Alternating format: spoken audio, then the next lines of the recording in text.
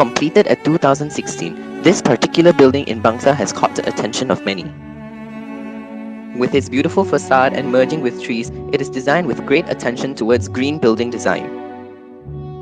It has won a Platinum Award for Green Building Index due to various types of passive design and energy-efficient means.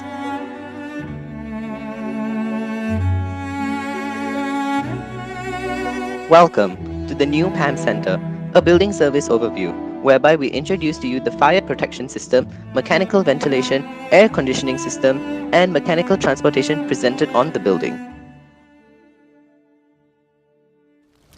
Fire. Dangerous, disastrous, deadly. Fire protection system is heavily regulated as per Uniform Building Bylaws 1984 or UBBL for short, to minimize the impact of fire and allowing a more efficient evacuation and firefighting. Fire protection system is divided into two categories, both of which works in tandem with each other: active fire protection and passive fire protection. The first part of active fire protection is the fire notification system, which includes delivering very loud sound output for fire signaling as means to notify people to evacuate. Manual call point, allowing occupants to manually raise the alarm in any case of fire emergency. Emergency light system, a battery-packed lighting device that switches on automatically when any power outage occurs. Fireman intercom, a two-way emergency voice communication system directly to firefighters. Fireman switch, a switch for firemen to use to turn off any electrical power supply in the floor it is located. All of the one mentioned are located at every floor of the building in different places. Lastly, the system control unit located at the control room, which monitors all of the zones, communication, and identifies the origin points of alarm. The second part of active fire protection system is the fire detection system, which are the addressable smoke detectors located at every floor in multiple locations. The third part of active fire protection is the firefighting system, which includes dry riser system, a main vertical pipe intended to distribute water to multiple levels of the building. Hose reel system, a water-based system intended for occupants to be used during the early stages of fire.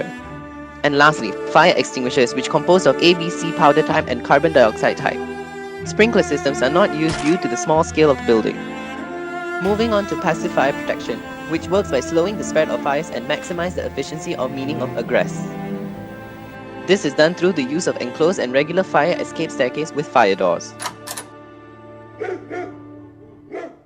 Photoluminescent emergency exit sign, which glows in the dark, are placed above every door for visibility of exit route.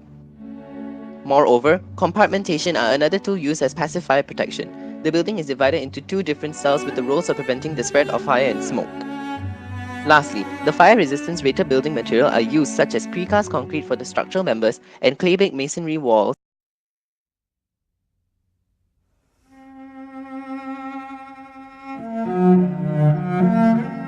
PAM Center doesn't use as much mechanical ventilation as compared to other conventional buildings, built with an open concept which brings in natural ventilation through cross and stack ventilation. However, there would always be enclosed space such as meeting rooms and offices.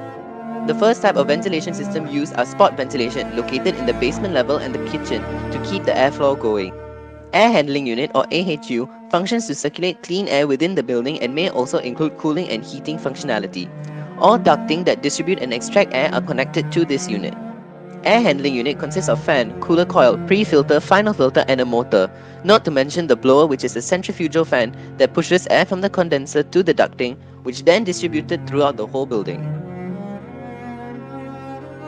PAM Center also uses propeller fans located at different foyers or open spaces that helps to create pressurized wind, which makes the surrounding air feel cooler, though a concept known as the wind chill effect. And so, with all this in effect, the building will feel much fresher with a less stuffy environment.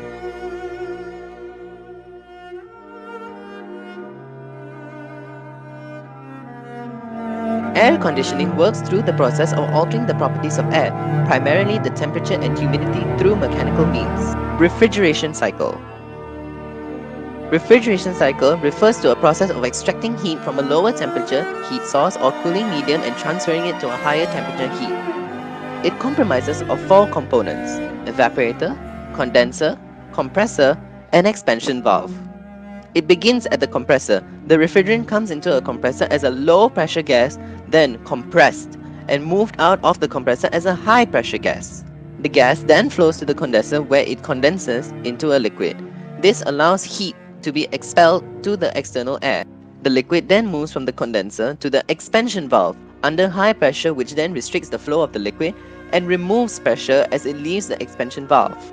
The low pressure liquid then moves to the evaporator, where heat from the inside air is absorbed, which causes the liquid to turn into a gas. The low pressure, high temperature gas from the evaporator moves to the compressor and the cycle continues on and on. Another part of air conditioning system focuses on air cycles, which is the process of distributing air into a space that requires conditioning. The components include AHU, air filter, blower fan, ductworks, and diffusers. PAM Center uses variable refrigeration flow or VRF system, which uses only refrigerant as cooling medium without air or chilled water. It has a lowered power consumption when partial cooling loads as inverter compressors are used.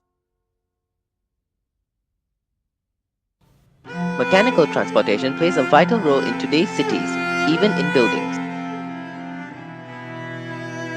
It serves as an efficient, fast, and safe means of transporting people and goods, especially in tall buildings. The lift, supplied by Cone, are able to carry about 22 persons or about 1,500 kilograms. PAM building contains two sets of elevators, one for passengers and others reserved as a fire lift. The basic components on the lift are the car, which is made from a heavy steel frame traveling between different elevator stops in a vertical manner; hoistway, the spaces in which the car travels enclosed by fireproof walls and elevator doors; counterweight, providing traction and balance the mass of the car; the control boxes, which can be found at the top floor of the building beside each lift; safety system; and finally, machine or drive systems, the power unit of the elevator, including collection of components that raise and lower the elevator. Let's not forget the buttons and floor indicator visual for people to use.